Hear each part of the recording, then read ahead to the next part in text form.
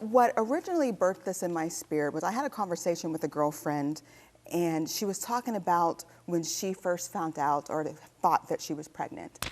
And she was so afraid to go to her church family and talk about it. She was afraid to go to her parents to talk about it. And someone at school said, well, go to this place. And it was a Planned Parenthood. And she went into the office, and she was sitting in the lobby, and she said, you could just tell every girl in there did not want to be there. She said we wouldn't look each other in the eye. We all kept our heads down and we kind of peek up. And she just knew that they were just as stressed as she was. Well, she gets called back into the office, and I told her I really believe this must have been an angel in disguise working in that office that day, because the woman went through her speech, the things that she would say, and then she said, but sweetheart, before you do anything, talk to your parents. And I was so happy that that was the approach the woman took. But that's not every girl's story, first of all.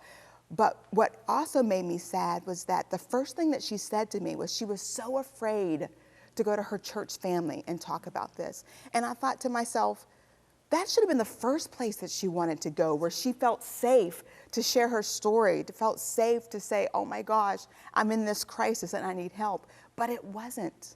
It wasn't her first thought. Her parents weren't her first thought. And I said, you know what, we have to do something different. And so when Nicole came to me and said, I have this idea, I was like, thank you. You have just answered what has been burning inside of me, that the church needs to be the answer for crisis pregnancy. We've been really good at picketing and saying, don't have abortions. Abortion is sin. It's killing. It's wrong. But where do we go from there? And what we feel at Love for Two is that next step, that yes, choose life, not just birth, choose life. And once you've chosen life, there's hope for you and your child. And that's what Love for Two is all about, bringing that hope, that you have a church family that says, listen, you being pregnant is not a sin. God ordained this baby. This baby's blessed because God allowed you to become pregnant. And we want to be there for you to help you love and support and raise this child. And that's the whole basis of Love for Two. I love that so much, because so many women, young women, they need that love and that support. And Nicole, I just want to ask you, how did God just start really birthing this passion for you to just love on women, young women who are in crisis pregnancies? Well, originally when I was in my teens, we would go down to Fifth Avenue, and Planned Parenthood used to be on Fifth Avenue. We would lay hands on the building, me and my friends, and we would just pray for all the women who were going into the building. And that was years and years ago. And so God has always given me a heart for the unborn. So I used to work for a crisis pregnancy center as a director, and when I left there, I was wondering, what can I do to help women who choose life for their children? And as Pastor Lynne was saying, we had came up with Love for Two. But I think the main thing for us is to give them love, support, resources, and just walk through them through the whole entire pregnancy. And then even after they have the baby, to just embrace them into our church as just another member of our congregation. So that's really basically what we really want to do, is just love on them and just let them know that there's a family there for them, a secondary family there for them, to help them and just love on them and their child. Amen. I love the heart of this, and just hearing you speak vision into our local bodies, because this is something that one churches can't do, but many churches, all churches literally need to embrace this mindset.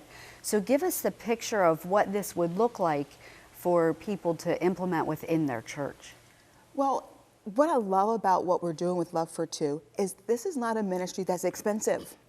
It's not costly. It's all about just embracing one girl at a time in their need. And so one of the things that we do is that we provide baby showers. So we're not having to collect a whole bunch of things all the time. You don't have to have a warehouse available that you can keep a bunch of baby items.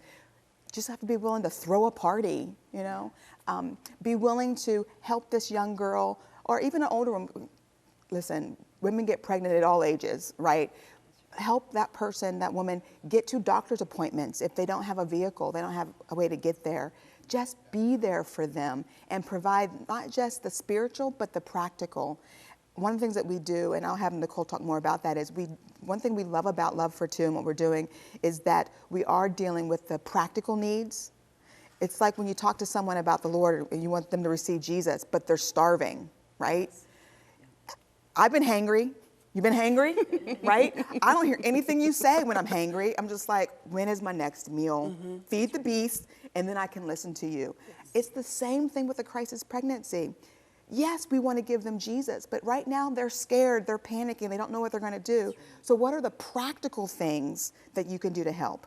Get them to the doctor's office.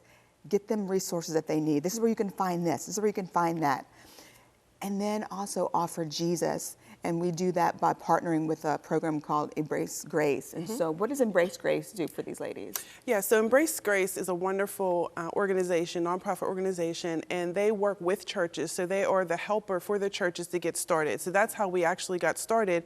Embrace Grace provides the curriculum, they provide the materials, the videos, everything that we need to have these sessions with these girls on a weekly basis. Our first session, we're going to start in the first Thursday in February.